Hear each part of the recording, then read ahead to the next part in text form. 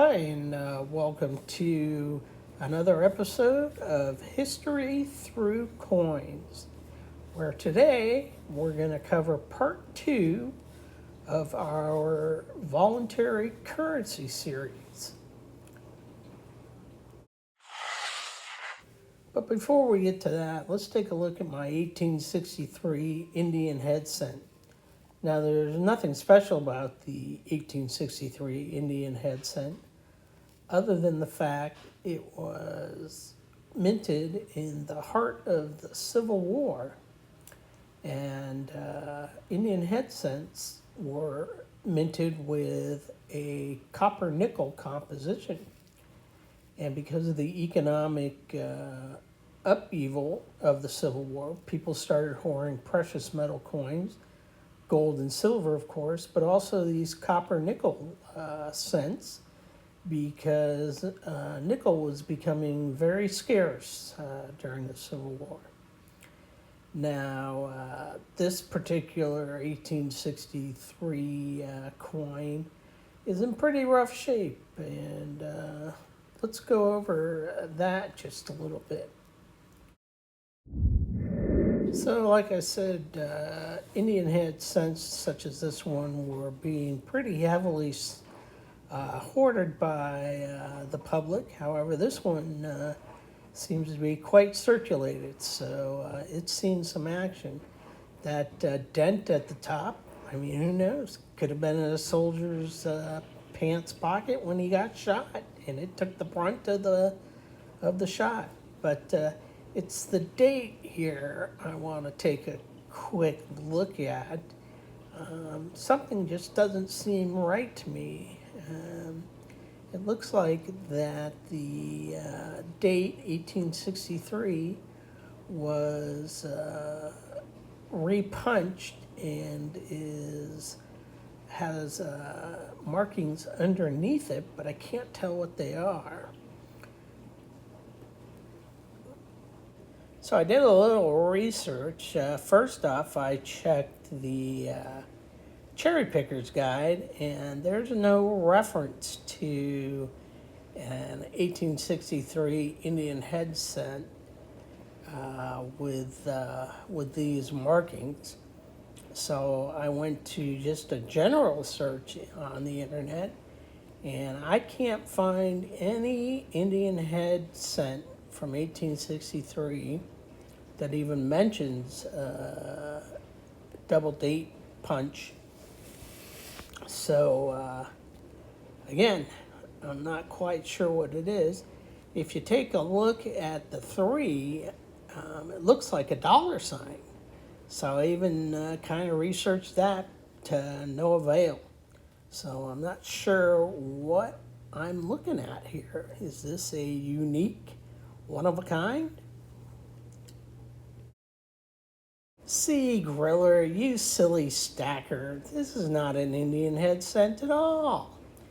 This is a Civil War store token, or as they're referred to sometimes as store cards. And like I said, the Indian head cents were getting hoarded, especially for the nickel, and small change was becoming scarce for merchants and people purchasing items alike. So stores began to mint their own coin, which is bronze and does not contain nickel. And of course, these coins were much thinner and lighter, but they seemed to fill a void.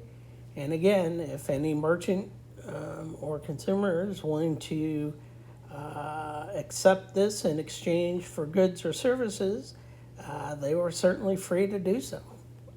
Last thing of note is that the overwhelming majority of Civil War store tokens were considered to have a value of 1 cent.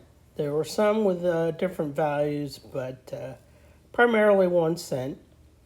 And this wasn't the first time in U.S. history that something like this occurred. First, let's do a little bit of homework. So in 1816, the second U.S. bank was established to stabilize the country following the War of 1812. And in 1832, President Andrew Jackson decided not to extend the second bank's charter, citing that the central bank had too much power and he wanted to distribute the power to the state's banks. 1836, the second bank ceases to exist as the charter ends. And in 1837, a recession occurs, causing people to hoard small change amongst the economic uncertainty. Thus entered the Footswanger cent. And the Footswanger cent was a private token created by Louis Footswanger. And it had what he called a composition of German silver, because the composition, even though it didn't contain silver, did have a light silverish tone to it. And it actually was copper nickel with some zinc. And he originally proposed this as an alternative metal composition to the U.S. Congress, but his proposal failed, and thus he created these tokens to be temporarily used by the public during the Depression to accommodate the shortage of small change. As you can see on the reverse here, we have the 1 cent denomination with the wreath around it, and it says Footswanger's composition. And again, this is voluntary currency back in the day, and if you were willing to accept this as a merchant and or a consumer, then you were certainly free to do so.